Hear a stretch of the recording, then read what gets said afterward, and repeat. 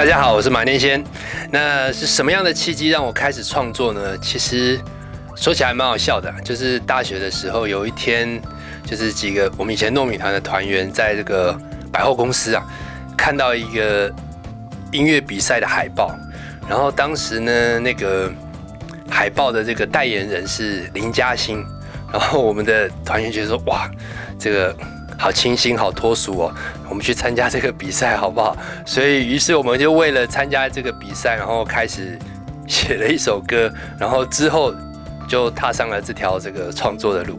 因为我本身并不是用台语当做我自己母语的人，所以我每次听到有一些朋友讲一些俚语的时候，其实我都会觉得，哦，原来这个东西是可以这样用，而且它代表的意思其实是还蛮，就是有一个转个弯，然后讲一个故事的感觉。所以其实如果我在写台语歌的时候，其实我比较希望能够多使用这些东西，而不是说只是把什么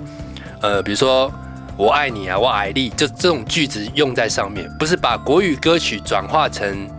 台语，而是利用台语一些特别的一些这个文字或者是一些这个俚语，然后作为一个创作的主轴，然后来写台语歌。那这是我在写台语歌的时候比较希望或者是比较期待自己可以做到的一部分。